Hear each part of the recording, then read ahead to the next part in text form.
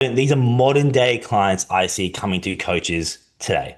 Now, we are in this really interesting shift right now where 10 years ago, this client, this avatar, the fat loss client, that was 95, 99% of clients.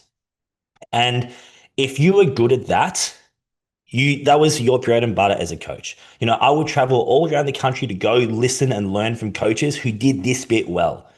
And what is really interesting is we are at a point now where the coaches who did this stuff the best and had the best tools and the best methods in the world are nothing compared to Greta Truetide. Nothing compared to what your client's going to get for $150 online.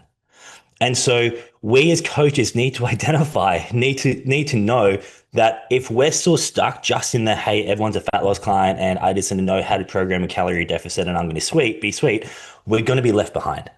This bread and butter client we've had forever is different now. And obviously you're going to have some clients who aren't going to be using GLP-1s, and that's good, and you can still use all your methods and systems with them. But I mean, people are projecting within a few years, 1/3 of people will have used a GLP-1. It's now people are going to get better results literally, emailing someone off Insta and getting a vial than going to the best coach possible. And while that is, I don't know what word you want to use there, maybe alarming, interesting, whatever, it's also a huge opportunity for us as coaches. Because again, I think what we need to be doing is looking at the world as it is, the world as it will be, and asking how do we position ourselves in a place where we are able to provide value. And when we look at stuff like GLP-1s, what do we see? We see that about 40% of the weight loss is lean mass. We see that within 1 to 2 years, people using GLP-1s have regained the weight back. We see that within the first year after using a GLP-1, there's double the rate of SIBO diagnosis. So this creates a massive opportunity for us as coaches to learn to work with people using those tools well. Because at the moment, there's not a lot of people who are working with those tools effectively. I would say they're probably being used irresponsibly. So the fat loss client still exists, but it's changed shape and form. And I'm assuming that you guys are seeing this. You guys who are working on the gym floor, working with clients, you'll have, yeah, I'm seeing nods. You guys will have people who are coming to you either on GLP-1s or wanting to be on GLP-1s. Now, the next avatar I think we're seeing, this is one that probably became more popular 5, 8 years ago when gut health kind of became a thing. And I think post the COVID era, people became more skeptical of conventional health, maybe a little bit more in tune with what kind of maybe optimal health might look like, what that might mean. And so I think there's been this resurgence of gut health clients, people who are like, you know what, either I've got digestive issues, I've been diagnosed with IBS, I'm not satisfied with that, or I just know my digestion is not the way it should be. And again, this is an opportunity where there's every man and their dog are talking about gut health. You log on, you go on Insta, and everyone's talking about gut health, but there's not many people who are holding all of this together and are able to achieve, good results from a gut health perspective, but also good body comp results. Also do things like, blood work analysis well, lifestyle changes. Like it comes very compartmentalized. So I think us as coaches, if we can pull in some of those other tools and use that together, that's going to set us apart from just, the old mate is talking about parasite cleansers on Insta. Biohackers and athletes. Now, I don't know how many of these types of clients you guys are getting. So this for me would be probably the smallest percentage, but they are still a significant sort of number or group of people. And why I've included this, and in a moment, I want to go through an example of each of these clients and how we could look at setting up protocols. Why I wanted to include this as an avatar is what you do with them is vastly different to what you do with other people. And not only is it different, if we approach this client with the same lens as we approach other people with, I think it's going to actually lead us down the wrong path. And that's going to make more sense when I start talking about blood work and some other stuff in a moment. And then finally, depending on how you sort of position yourself in the industry, you'll no doubt be getting people who have various health conditions who have been let down by the medical system and they're wanting help with IBD or endometriosis or PCOS or Hashimoto's or whatever condition they've got that their doctor hasn't helped them with. Is this representative of people you guys are seeing? Give me a nod or give me a shake. Yeah, seeing a few nods. Okay, great. Awesome. Okay. Does anyone else's inbox look like this? Seeing a few nods as well. a few confused looks. A few people maybe have not been exposed to the peptide tide. So, as coaches, this is something we can't ignore. People are going to want to know about peptides. And I made a point a moment ago that I think we're in this really interesting time where the fat loss client has transformed. And not only has the fat loss client transformed, but we've now got people who are able to access fitness plans and nutrition plans and training plans for, no money instantly on ChatGPT. And we've now got this influx and this overflow of people wanting to use peptides, know about peptides. Everyone on YouTube is a peptide expert. And so the whole industry, I think, over the last, 1 to 2 years, it just looks completely differently to how it looked before that. And this, I think, presents another opportunity because what I see, and I don't know how much you guys want to go into peptides today. In fact, can I get a nod for people who are using peptides with their clients? Can we actually get a one in the chat? Get a one in the chat. For the chat, Jake, to the bottom, middle. It's cool. I've worked out how to say it. Happy days. Oh man, one in the chat. What was the question, Jake? Who's using peptides with clients or has clients using peptides? I guess that's fine as well. So one is a yes. Okay, great. Okay, so we've got a number of people here who are using peptides with clients. And I think there's a few important things to note about that. And the first one is obviously we want to know, what peptides are doing, how they work, and what sort of not side effects, but what we need to be aware of to kind of manage that well. But the other thing that I think is a huge opportunity is in the same way that I mentioned from a health perspective, gut health perspective, we've got, naturopaths out there who are doing that stuff, but they kind of, let's be honest, suck at the body comp side of things. What I'm seeing with peptides is people coming to the peptide space and saying, hey, here's a peptide protocol for this issue, for inflammation, for weight loss, for anti-aging, for skin health, whatever. And they're not synthesizing that or integrating that with anything else. They're not using that with other supplementation. They're not using that with other interventions. And if I look at something like anti-aging or skin health or inflammation, any of these things, if I was just to think about what are the 10 best tools I've got for that thing, peptides, maybe they might be second or third or fourth or fifth, depending on what the issue is, but they're not going to be first and second and third and fourth. And so when people are selling these peptide protocols, they're usually ignoring some other compounds that are, supplementation, whatever, that is honestly as effective, if not significantly more effective than the peptides they're talking about. And so the opportunity we have is, and I don't know to what extent you guys have done this work so far, and I'm sure it's part of the course, but taking protocols that work when it comes to chronic health conditions, when it comes to inflammation, when it comes to weight loss, when it comes to whatever, you guys are in a position where you're lucky that you've got these protocols that have been tried and tested and refined over time and they work. And what you can do now is layer peptides on top of that. Instead of throwing that out and saying, hey, here's just a peptide protocol and okay, it'll work a little bit, you've got something that works well and we can enhance it with peptides. So let's jump into our case studies. Do you have any questions so far? Pop them in the chat if you've got any questions on anything I say. This is the first type of client I want to talk about. Now, as far as I'm aware, some of you guys are using blood work, some of you aren't. Is that, again, I'm going to get you guys to nod for me. Is that correct? Give me a nod if you're using blood work. Give me a shake if you're not using blood work with clients. Okay, about 50-50. Alrighty.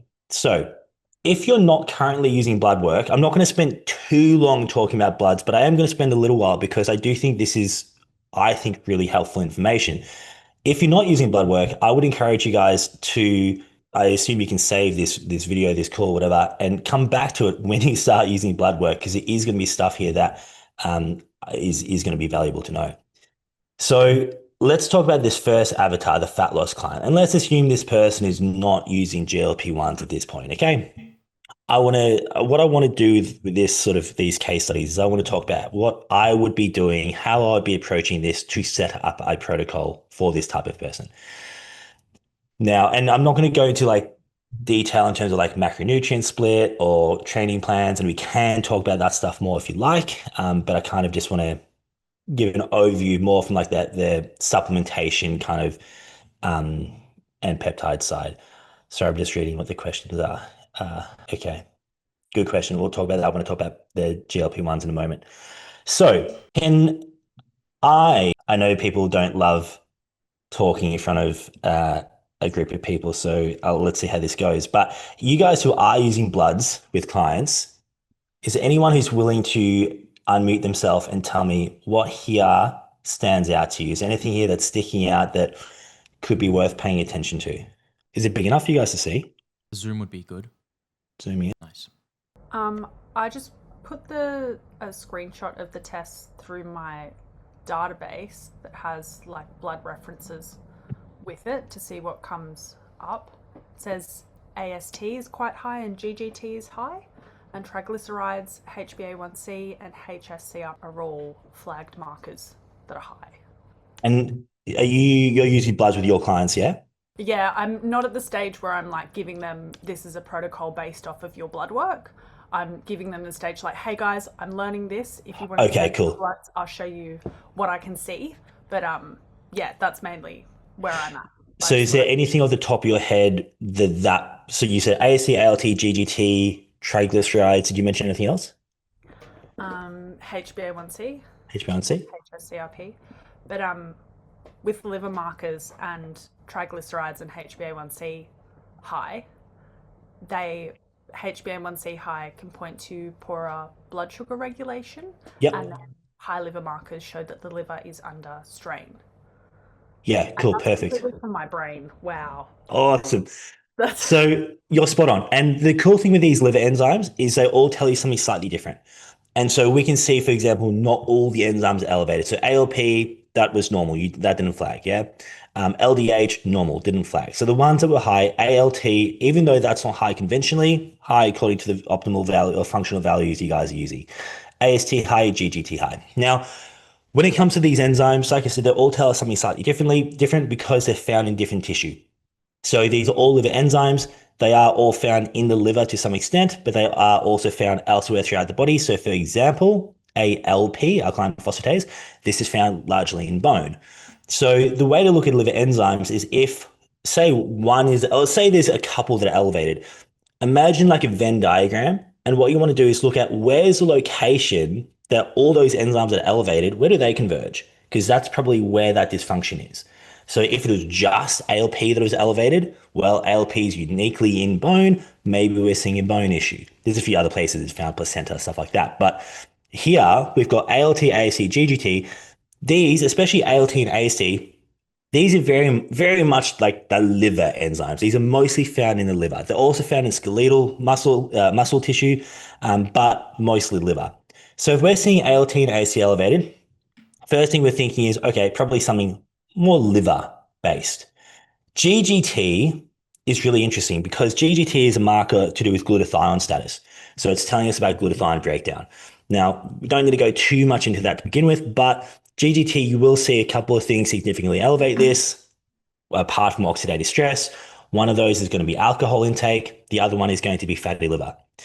So as Zoe said, we've got AST and ALT elevated and GGT elevated, but look how much higher GGT is than these other enzymes. If you guys have a client, and the thing with an obesity client or fatty liver client or a fat loss client, most of the time you're not kind of scratching your head trying to work out what's wrong with them. It's like, okay, obviously fat loss is part of the issue, right? So this is a fairly sort of straightforward one where the bloods, we would expect to see the blood show up in a certain way because we know this client's obese. And so when we see GGT significantly higher than AST and ALT, the first place I think our head should go is this looks like fatty liver. Okay. Now, that doesn't mean 100% of the time GGT is going to be higher than AST and ALT, but the vast majority of the time, that's what you're going to see. Now, I don't think we should ever be looking at a marker in isolation. We want to be comparing it to other markers. And the pattern I want you guys to remember here is GGT and triglycerides. If we see GGT and triglycerides both really elevated, and I don't just mean like the tiniest bit elevated. This is a mistake I see a lot of people make when it comes to blood work. They'll see triglycerides at 1.1 and we'll say, hey, it should be below 1.0. And they're like, oh, 1.1, that's high. GGT, I would say it should be below 24. I'm not sure what values you work off, but someone suddenly sees GGT at 25. They're like, oh, look, GGT is high. Triglycerides are high. Therefore, XYZ issue. No. If we're talking like 1 point above, it's probably not significant enough to be pointing towards fatty liver. But when we see GGT getting up, especially outside the conventional values, getting into the 40s or 50s or 60s, and we see triglycerides up, especially towards the twos and higher, that is a really good correlation for fatty liver. And in fact, there's actually calculations or calculators you can get online where you can plug in triglycerides, you can plug in GGT, and you can take a waist circumference, and it'll tell you the fatty liver risk, and it's comparable in accuracy to a liver biopsy. So just looking at these two markers can tell you a hell of a lot about whether someone might have fatty liver. Now, it's not our job to go tell this person, hey, I think you've got fatty liver. But for all intents and purposes, we can be thinking that when we put together a protocol. And, we might use language like, hey, it looks like there's some metabolic stuff going on. This is normally a correlation we'd see when it comes to liver congestion, but we're not diagnosing someone with fatty liver. Now, Zoe, you also mentioned HbA1c. We'll talk about HbA1c a little bit more with another case study, but this is generally an indication of the average, blood glucose over about 120 days. And so if A1C is high, we're seeing that there's high blood glucose, so we would expect that to be insulin resistance potentially. And was there anything else significant here?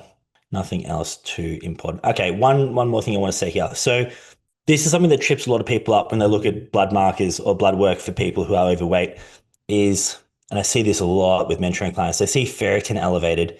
I don't know what values you guys work off of ferritin, but I would normally say somewhere in the sort of 150-ish top end, maybe 200 is really going to get quite toppy. And suddenly someone sees high ferritin, which is a proxy of stored iron. And I don't know about you guys, but the first place a lot of people's, someone picked it up. Nice, Sage, well done. The first place a lot of people's heads go when they see high ferritin is they think iron overload, they think hemochromatosis. And that's certainly not uncommon. But for starters, hemochromatosis is going to be much more common with males than it's going to be with females. So initially, like already, if I see ferritin high and I see a female, I'm thinking there's a lower chance that it's going to be hemochromatosis. Now, the other thing with ferritin is, and with hemochromatosis especially, typically you'll see ferritin really elevate. Now, obviously that can take time to happen. So if you catch someone early enough, it might not be super, super high, but usually you're not going to be picking up hemochromatosis and it's just going to be 20 points above. We're talking ferritin is going to be 400, 500. It's usually going to be quite high. What a lot of people don't realize is that if we've got impaired liver function, fatty liver, we almost always are going to see iron overload or ferritin increase in the case of fatty liver. So if we've got a client who's got obesity, who's got fatty liver, and we see ferritin elevated, that's kind of just part of the cost of doing business when they've got metabolic dysfunction. And so we don't need to look at that and think, oh, you've got fatty liver and you've got hemochromatosis, and now you need to go do a DNA test and you need to go donate blood and this, that, and the other. If we get the liver looking better, we're going to get the ferritin looking better. Okay, just let me check the chat. Cool. Okay, sweet. So there's probably nothing else here too exciting to talk about blood work wise. Zoe picked it up all. Basically, we saw issues around blood sugar markers. We saw issues around liver. Now, when it comes to fatty liver, like we sort of identified there, these are the blood work correlations I would expect to see. GGT significantly elevated, triglycerides significantly elevated, AST, ALT probably going to be a little bit high, HbA1c most likely going to be elevated. Anytime you see insulin resistance, glucose probably going to be elevated. The more overweight someone is, the higher the TSH is going to push up. So this is another thing where when we're looking at blood work, we really want to be looking at what do we expect a marker to be doing for that person. And sometimes we don't expect a marker to be doing what's optimal based on our values. We expect it to look unoptimal. So what I mean by that is TSH is a great example here. If someone is significantly overweight, I'm expecting TSH to be a little bit high. And if TSH is low, like let's say 1.0, like low end of optimal, that might be a little bit of a red flag.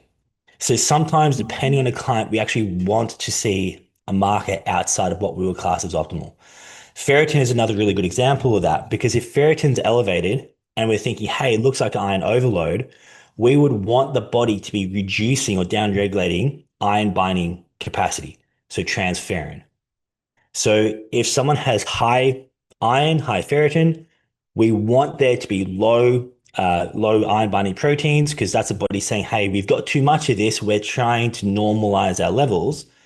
And so we actually want to see transferrin potentially even below optimal values. And that's not a bad thing. That's the body doing what it should be doing. So the point I want to make there is sometimes a marker outside of what's optimal or functional is the body doing exactly what it should be doing at that point in time. Okay, back to our obesity, fat loss, fatty liver client. What symptoms would we expect to see with obesity, fatty liver? Well, obviously it's going to depend a little bit on the person, but when it comes to fatty liver, very often we're going to see things like fatigue, brain fog. Obviously, there might be some exercise intolerance issues, might be some blood flow issues, poor circulation. Obviously, you guys are working with fat loss clients. You guys will know that there's a variety of ways symptoms can present. Now, I don't know, have you guys kind of talked through setting up, like, I guess, functional health protocols or supplement protocols? Have you guys got a framework for how you do that? Yeah, Jake, they've been taught a clinical framework of how we begin to address a client, and there is a how to build a protocol in Zion as well. But Okay, cool. for sure, definitely show your framework. So I'm not sure. Potentially, there's ways to like slot what I'm saying here as far as a framework or conceptualization on top of how you guys do it, or maybe you can take bits of what I'm going to say and integrate it. But this is kind of the place I've landed on in terms of how I build out protocols, and I like it because it's really easy. It's really simple, and basically what that is. I just said a moment ago, don't look at a blood work or blood marker in isolation. And I'm kind of going to contradict that a little bit now. The first step I take with any client is what I ask myself, what would it take to get these bloods looking perfect? And then I guess I'll make a list. I'll think through what are the supplements that would help me achieve that. So we've identified there's issues here around liver. Okay, I want someone to unmute yourself. Tell me what kind of supplements would you use for liver dysfunction? If you saw these liver enzymes elevated, rattle off a couple of supplements that might help. Milk thistle, Tudka. Was there anything else I missed? NAC, perfect, great.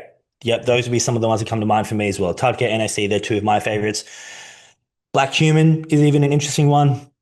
And so what I'd start by doing is just literally making a list of the first few supplements that come to mind that I think are going to be most effective for fixing those markers. Then, we've got glucose high, A1C high. Okay, what's going to be good around blood sugar? Well, probably berberine will come to mind. Black cumin again, that's got some benefit there. Maybe, you could say magnesium could be good if magnesium was low, although it looked okay here. And CRP, we didn't really talk about that, but that was kind of borderline inflammatory marker. Is anything we want to help with inflammation? What's good there? Maybe curcumin, boswellia, quercetin, fish oil, whole stack of different things we could list. Triglycerides, what's good for bringing down triglycerides? Anything that's going to help with blood sugar, but fish oil, again, would be one of the best supplements you could use there. So I start by building out a list of what are all the things that would help if my only goal was to fix these markers. And then what I do is I try to find, well, where's the overlap? Are there supplements that I mentioned for multiple categories there? Well, fish oil would be an example because, again, fish oil is good around triglycerides, good around inflammation. It's ticking two boxes.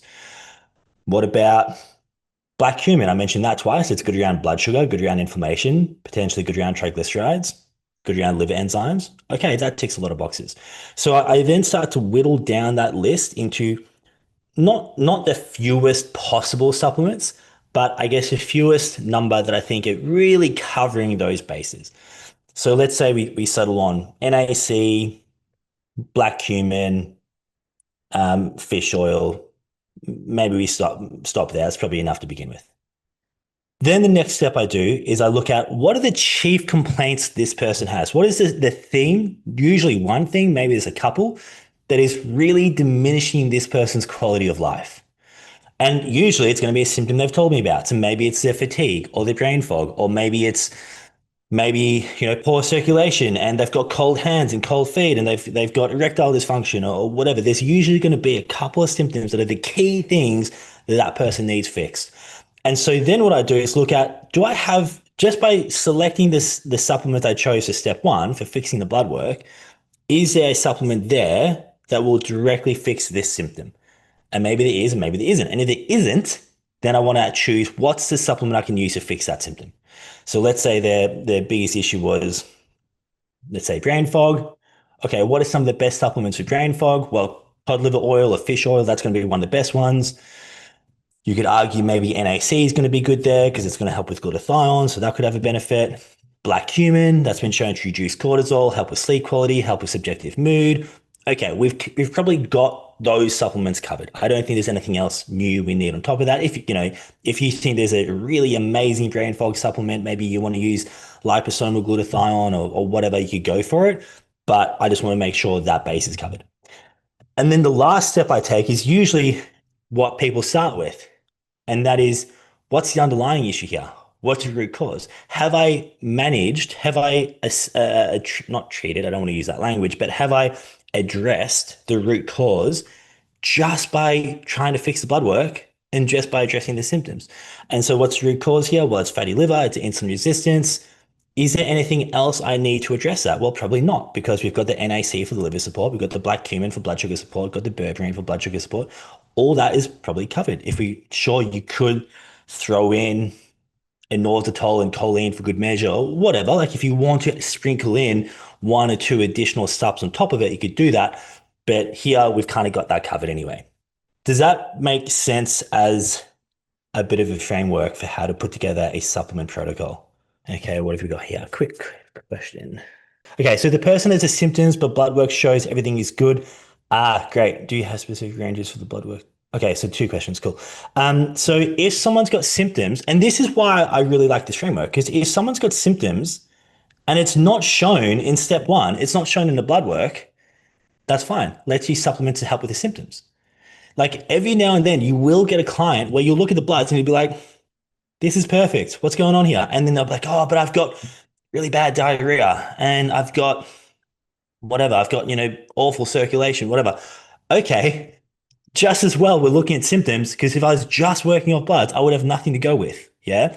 So this is where I kind of want to emphasize this point because I do think it's helpful. Where, as practitioners who put together protocols, we're limited by the data we're given. And so what we end up doing is we end up having to treat the test we're given. Or the results we're given. So let's say, and I hate when this happens, let's say someone comes to you and they're like, hey, I've got gut issues, here's my stool test. Inevitably, what's going to happen is you're going to look at that stool test, and that's the only information you've got. And you're going to say, well, I've got nothing else to work off, I need to fix this stool test. So I can see Akkermansia is high, I can see Pseudomonas is high. I'm going to put together a protocol to fix the high Pseudomonas. And the reality might be that might have nothing to do with why they're experiencing the symptoms they're experiencing. So we get stuck, and I understand why it happens, but we get stuck into putting together a protocol simply to fix the only test we've been given. And if the test is so linear, like a stool test, we miss so much. And so that's why I like bloods, because yes, it is still a test, but at least it's a lot more expansive in what it's giving us to work with. And then if we combine symptoms with that. So basically, we're just trying to get as broad a view as possible, as many sort of measures or metrics that we can work with, and move away from these really linear, here's just a stool test, or here's just a hair mineral analysis test, or just a Dutch test, or whatever. So yeah, to answer that question, great. Bloods look perfect. Honestly, there's always going to be at least 1 or 2 things in bloods that we can probably work with. I'll give you an example. I had a client yesterday, sort of more like biohacking athlete type client. What I like to do is I start by looking at the bloods, and I build up in my mind what I think that person's issues are, what I think their symptoms are, conditions, whatever. And then I go and I check the form and I see how close I was. And I looked at their bloods and I was like, shit, this is fine. There's no issues here. What's this person's problem? Like there was low B12, that was it. And then I see, okay, he's like a biohacker who just wants to do a checkup. And okay, it makes a bit more sense. But even in that case where he's doing everything well, there was still low B12 and his vitamin D was a bit low. So there was still a couple of things I could do. So bloods are always going to show you at least 1 or 2 things you can optimize. Alrighty. So after I've put together the supplement protocol, first, sorry, I'm just going over these questions again. I wish I could talk and read. That'd be a cool multitasking skill. Someone asked about blood ranges. You guys have that in Zion? Yeah, they get access to, some of them already have access to it, but yeah, there's optimal ranges for everything. Okay, cool. Okay, so after I've put together the supplement protocol, then and again, this is probably a little bit sacrilegious as well. You're not going to ask me back because I'm going to say to do everything backwards. But what I then do next is then I look at lifestyle and I look at diet. And so, a lot of people would say, hey, start with the basics first. And I understand that. I understand the idea of, hey, let's make sure habits in place and, they're getting sunlight in the morning and, getting 8 hours sleep, whatever, sure. But the reality is, when we look at studies on supplementation, we see that supplements work, and that's in people who aren't doing the right things. You look at, studies on black cumin seed oil and fatty liver, and, there's a reduction in liver enzymes, and there's a reduction in A1C, and there's improvement in insulin resistance. And those people are not following a diet, and they're not exercising, and they're not sleeping 8 hours. They're doing exactly what they were doing beforehand. They're doing the same lifestyle that led to the fatty liver, and the black cumin still works. And so I think we need to acknowledge that, hey, the reality is supplements do work. This sort of messaging we see online that people like supplements aren't going to work if you're not doing the basics. No, they do still work. And they, a lot of the time, do work better than the basics work. Like they're comparable to medication. No one's going to say that medication's not going to, most people aren't going to say medication doesn't work unless you do meditation in the morning. Obviously we know an antibiotic's going to work regardless. So I think the most bang for buck thing we can do, honestly, a lot of the time is actually put together a good protocol, get people following a good supplementation protocol, and then layer in what are the most important diet lifestyle things on top of that. And some of those are going to be really important. Some of those are going to be less important. So in the case of a fat loss client, fatty liver client, the number one thing, in my opinion, is a step target. If you've got a client who wants to lose fat, getting them to hit daily steps, there's nothing I've ever seen that's as effective as that. And someone can be like, that's fine. I'm just going to do cardio instead. I'm just going to do half an hour cardio every second day, whatever. It's not going to be as effective as pushing up steps.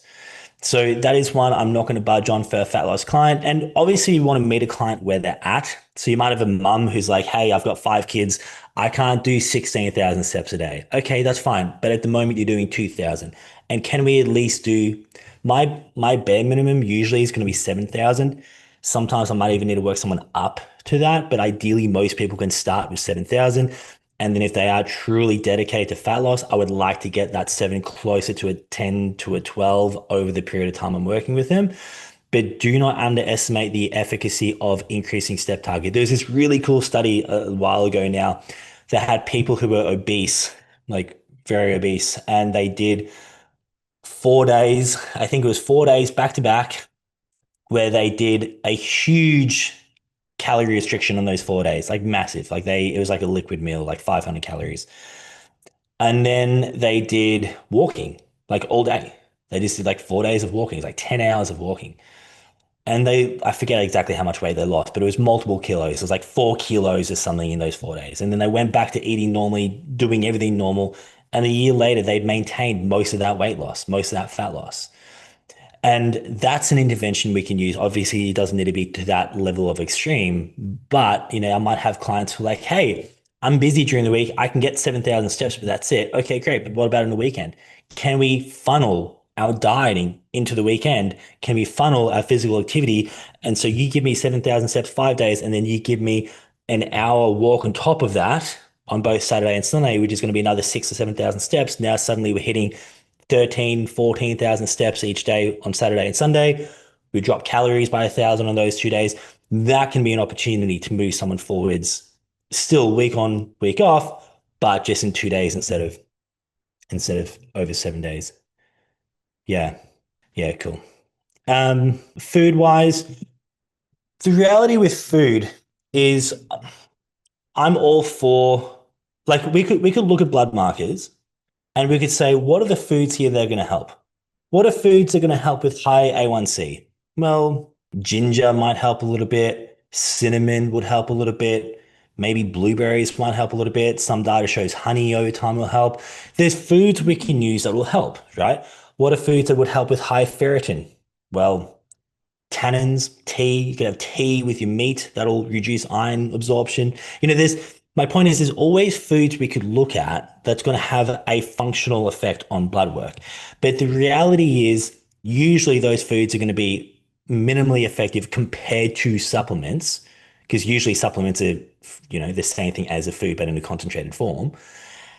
And we've covered that base with the supplements anyway. So what I would say is some of those individual foods, they're sexy, they're cool. It's cool to be able to say, hey, here's a food that'll fix this issue. But how necessary is it? It's not really that necessary when we've done the supplement protocol well. So what I look at with food is just how do we not make the issue worse? And the issue is going to be made worse in this case, processed foods, alcohol, lots of refined sugar, whatever. That's the stuff that's going to actually actively make them worse, take them away from what we're trying to achieve. But I'm not really using the diet to fix the issue. I'm changing the diet to not make the issue worse, if that makes sense. And sure, there's some stuff we could sprinkle in if you want. Apple cider vinegar is a good option there when it comes to insulin resistance. But really, diet for me is just how do we not mess things up? Okay, do you guys want to talk about GLP-1s? Is that a helpful convo to have? Cool. So a quick overview of GLP-1s. Obviously, we've got different types of GLP-1s. So we've got like the first iteration of GLP-1s, which was just glucagon-like peptide-1 receptor agonists. And then they've progressed over time. So we've got what people will call GLP-2s, which is GLP-1 and GIP. And so that'll be tirzepatide. And then we've got the new iteration, which is now adding glucagon, and that's retatrutide, which is not out yet, but you can get it obviously on the gray market. Now, as we've progressed with each of those iterations, their efficacy has significantly gone up. So when we look at the early GLP-1s, there was something like, I think it was like 9 to 12% weight loss over the study duration. And then you look at tirzepatide, so the second iteration, and that went up to something like 17 or 18%, something like that. And then retatrutide, we're now seeing about 24% weight loss over that study duration. So each one has just exponentially increased on the other, really. And so now, Reta, we're looking at about that was, I think, 48 weeks. We're looking at over the course of a year, a quarter of someone's body mass being lost, which is just unbelievable. If you actually look at the data on weight loss as an intervention, the only thing that is as effective as that is surgery. There's nothing else that comes close. Even when you look at studies on extreme dieting, like basically using starvation models where they're using like 500 calorie liquid diets, Reta still beats that. So, it's all well and good if we're ideologically opposed to it. Like that's, I'm not. I get that a lot of people are. But it's a really hard sell for a client to say, hey, here's this thing which will achieve your goal that you've had your whole life that you've never been able to achieve, and it will do it mindlessly. So we we are going to get inundated with clients who are using this stuff, especially as Reta becomes or when Reta becomes approved. So I think as coaches, then our job becomes how do we manage these things well when clients come to us on these compounds. Now, a couple of key areas there. So firstly, when we look at these studies that are using these compounds, they escalate the dose and they work up to really high doses. Now, even on low doses, so if we use retatrutide as an example there, even at 2 milligrams a week, we still see significant weight loss, but we're talking about half as much as when they go up to 12 milligrams. So there's still something, I think it's like 9% weight loss compared to like the 24, 25%. So when people are being prescribed GLP-1s in a medical setting, typically what we see is they're being encouraged to use really high, what I would say is really high doses. And what people are going to notice if you work with clients using GLP-1s is people are going to get the support that they need usually at much, much, much lower doses than what they're being told to take. So again, if we talk about retatrutide, and the only reason I talk about that one more is because that's the one person I think is most effective. And so that's what I use with my clients who do want to go down that path. When I'm using that with clients, honestly, 1 milligram is like the highest I go with that.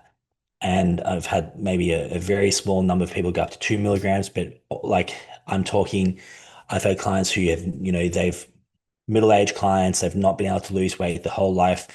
I've put them on 1 milligram of Reta, and, they've lost 15 kilos and they're now at healthy body weight sitting at 55 kilos, and they've lost that in, 17 weeks. So people who just simply were never able to lose weight before, even at just 1 milligram of Retta are seeing unbelievable results. So my first point on that is be conscious about the dosing, because people will come to you and they will be on 8 milligrams or 10 milligrams or 12 milligrams. And at that dose, what people are going to tell you is, I'm nauseated all the time. I'm vomiting. I need to stop taking this because I'm vomiting all the time. Like I've had clients tell me that they're on tirzepatide and they're like, I don't think I can keep going with it because I'm just vomiting every day. It's like, yeah, you're vomiting every day because of the dose you're using. So first thing I think we need to be having conversations with our clients about is, what dose do we require? And we can escalate that. Yeah. If they don't notice, I start people on often 0.5 milligram of Retta. If you don't notice that, that's okay. We can push it up. We can go to 1 milligram. We can go to 1.5 if we need to. But it's better to start low and titrate up than to suddenly just use 4 or 5 milligrams off the bat and then they're vomiting all week. Now, the way GLP-1s are working, first and foremost, are reducing or slowing the transit time of stuff out of the stomach. Now, that's all well and good. It's going to reduce hunger signals. That's cool. But for you guys who've looked into dysbiosis and SIBO, and I'm sure that most of you will have, that is one of the issues with SIBO, is slow transit time. So now what we're doing is taking something which is causing kind of this background issue that often leads to SIBO. And then the other issue we see with GLP-1s is it tends to be lower gallbladder function. And part of that is probably due to the diet adaptation. So when people are using these really high doses, they can't eat. Like their appetite is just decimated. And so what they end up doing is consuming very low calories and often very low fat. And we need a certain amount of fat in a meal to actually stimulate full gallbladder contraction. And so now we've got this slowing down of motility, we've got this reduced like CCK output, and we've got less of a signal because people are eating low fat. And so now we've got impaired gallbladder function. And again, if we look at something like SIBO, what else is a big issue for SIBO? Poor bile function, poor gallbladder function. So now we've got these compounds that are potentially setting us up with two of the biggest factors that drive SIBO: low motility or slow motility and poor bile function or gallbladder function. And this is why in the data we've got so far, we see a doubling of SIBO diagnosis in people using GLP-1s. Now, while those issues are still going to be there, there's things we can do to mitigate against that. So if we have a client who's using GLP-1s or GLP-2s or Retta or whatever, and I should note the GLP-1 aspect seems to become weaker as with the later generations. So Retta probably has less of a GLP-1 receptor agonist action than, say, semaglutide does. So again, I think Retta probably makes a little bit more sense. But if we've got a client who's using these compounds and they've got a history of gallbladder issues, or they've got a history of dysbiosis or SIBO or IBS, things we can do to support that, well, TUDCA would be a no-brainer, because TUDCA is going to at least help support gallbladder function, help support bile. It's going to have some antimicrobial properties in the intestines. So I think, honestly, like anyone using Retta or using GLP-1s, I think TUDCA should probably be in the protocol.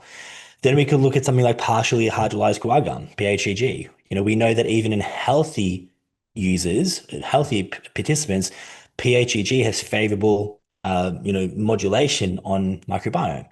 We know that in people who have diarrhea or loose stools, PHEG normalizes bowel movements.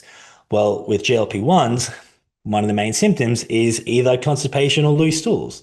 So PHEG is going to help mitigate those symptoms, and it's going to help promote a healthy microbiome. So those would be two compounds I think would be just a no-brainer for someone using a GLP-1.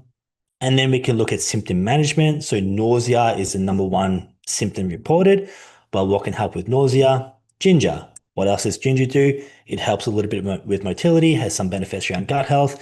So ginger could be a good inclusion as well. There's other things we could look at. We know that most people using GLP-1s will experience a nutritional deficiency. The most common deficiencies tend to be vitamin D and then B vitamins next. So, we can make sure that maybe they're taking a multivitamin, or we could look at their diet intake, make sure it's diverse, whatever it might be. But in terms of mitigating the side effects, I think that those couple of supplements, the TUDCA, the PHEG, what else did I mention? Ginger, if they're getting nausea, I think that's going to go a really long way. Now, in terms of muscle mass loss or lean mass loss. So lean mass, like I said, one study showed about a 40% loss in lean mass in terms of the weight that was lost. what we know is the thing that's going to prevent muscle loss is going to be giving that muscle a stimulus. And to give that muscle a stimulus, it needs to be mechanical tension, aka needs to be training in the gym. Not in the gym, needs to be some form of resistance training. So if we've got clients who are using GLP-1s, even if they are a fat loss client and like, hey, I don't want to get jacked, I don't want to be in the gym, whatever, they still need to be doing some form of resistance training to at least preserve the muscle mass that they have. And that can be as simple as 2 full body sessions a week. It could be, honestly, it could be 1 full body session every 4 to 5 days if they really wanted. If they were that averse to the gym, every 5 days, you do a full body session, you do 1 to 2 sets per muscle. That is all that it takes, provided that you are going fairly close to failure. So we could select 4 to 6 exercises, 1 working set of each, and do that twice a week or every 4 or 5 days. And that is going to maintain and build a little bit extra. Really, I'd say those few things there are the recipe to someone using GLP-1s and coming out on the other end with a whole lot of symptoms, gut issues, and losing their muscle mass, or coming out on the other end and probably with the body that they want, that they thought they wanted all along, and hopefully preserving and protecting the gut health. You could always look at things like collagen support. Obviously, a lot of people notice with, fast rates of fat loss, skin, face, all that kind of looks a little bit deflated. You could use collagen, you could use GHKCU. There's always, a million other things we could talk about, but that stuff would be really key there. Is there any questions specifically on GLP-1s? Or, a lot of people are using GLP-1s for not just fat loss. They're using it as anti-inflammatories. People talking about it for things like endometriosis. GLP-1s do reduce inflammation. So this is why I personally changed my tune on them. Initially, I wasn't a big advocate, but the data is really interesting on GLP-1 receptor agonists and things like IBD conditions. We've got pretty compelling data that they actually have benefit around like Crohn's disease, ulcerative colitis, potentially even things like celiac disease. And then obviously people are reporting benefits around endometriosis. There's no direct studies on that at this point, but it is inhibiting TNF alpha. It's going to help reduce inflammation. People are noticing things like joint pain is improving, or period pain is improving, or just general inflammatory symptoms are improving. Now, again, we don't need to be going super high dose to get those effects. And so I would still, and actually another really interesting effect is people are also reporting reduction in like addictive kind of traits. So alcohol intake is going down, for example, substance abuse is going down. So that's also something you can think of. If you've got a client, maybe they've got excess weight to lose, maybe they're an alcoholic, or they've got some kind of substance addiction, maybe they've got chronic joint pain. Well, a GLP-1 could be really interesting. Yeah, any food craving, it's certainly helping with as well. So the main thing people will report when they're using GLP-1 is there's no food noise. Like they just get throughout the day and they're not thinking about food. So I don't know if any of you guys do DNA testing. I've got one client so there's a gene called the FTO gene, which is like the most obesity related gene that you can get. And she's got the plus plus, so she's got 2 bad copies of it, got one from each of her parents, and she's got 3 copies of the plus plus version of that gene, which is ridiculous. And so for her, she's like, all I think about is food. I just can't stop eating. She's tiny, she's like 5 foot nothing, and I've seen her eat. She eats more than I do at dinner time. And for her, it's been a lifelong struggle for her to not become obese. And she's using 1.5. I've pushed up to 1.5 milligrams now. And she's like, there's no food noise. I'm not thinking about it. I'm able to eat like a normal person. So that tends to be the main thing people are noticing. Is risk being on using GLP-1 and pushing through your limit? It's more a psychological thing.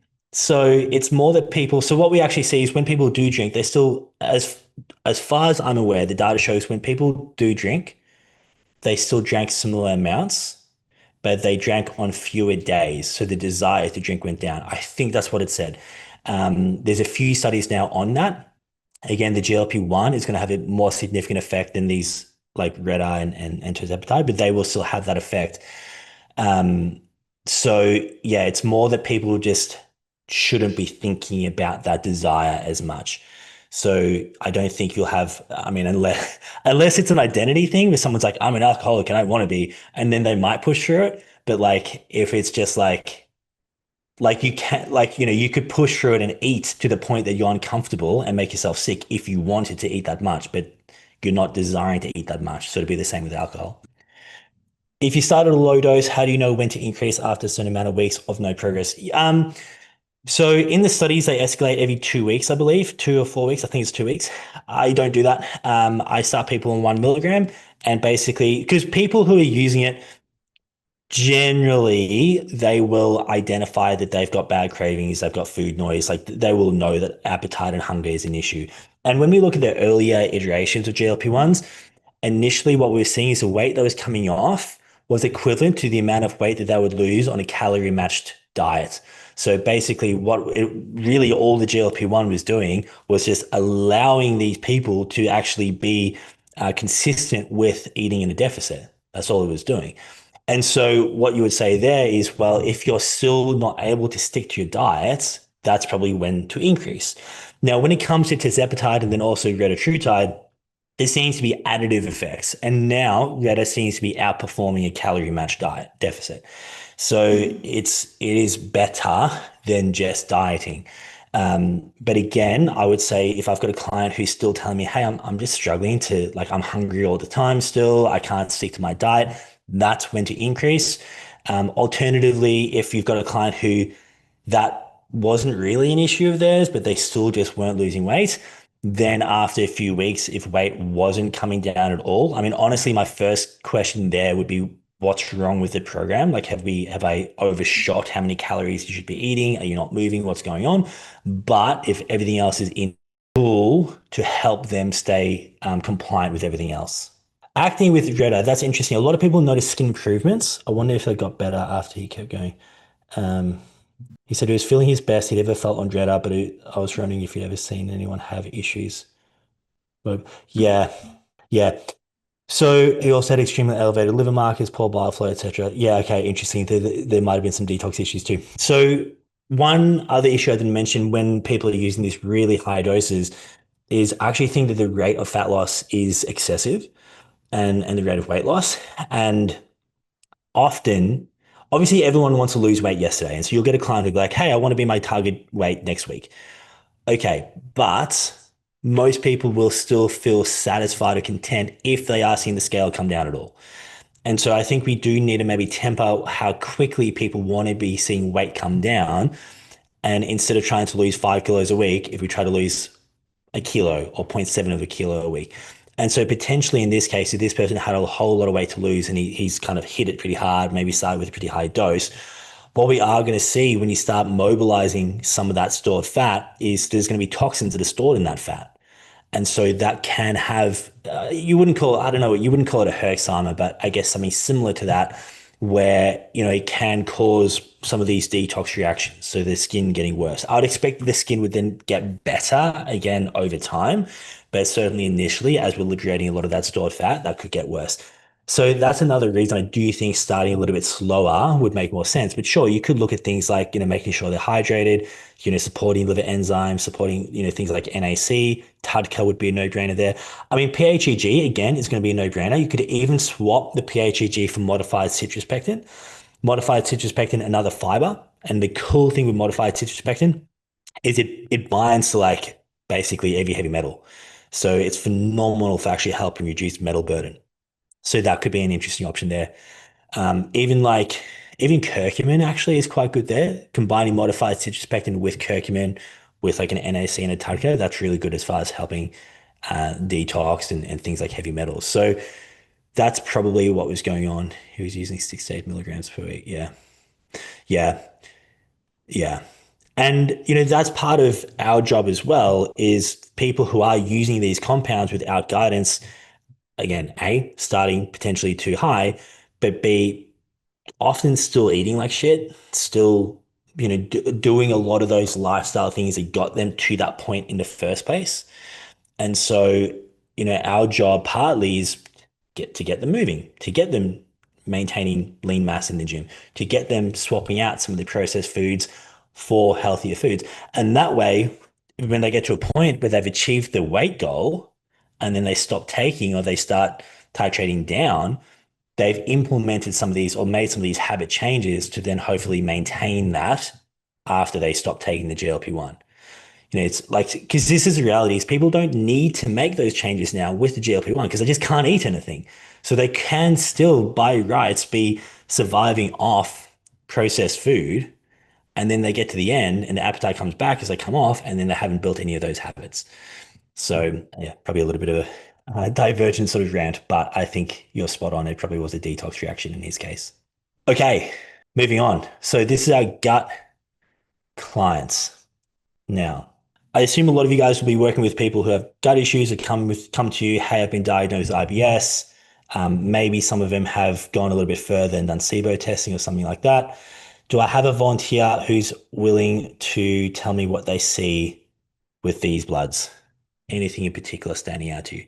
I won't be mean and pick on someone, so if no one interjects. We've got something in the chat. MCV, CRP, yep. Yeah, it's a CRP borderline 1.0, MCV. What else have we got? So he's a little bit elevated, which often you'll see with MCV. So MCV is mean corpuscular volume, average volume of red blood cell. RDW is red cell distribution width. So it's not the average volume, but it's the difference in size between the smallest and the biggest red blood cells. So we've got a bit of an elevation, or a bit of an inconsistency here with red blood cell sizes and volumes.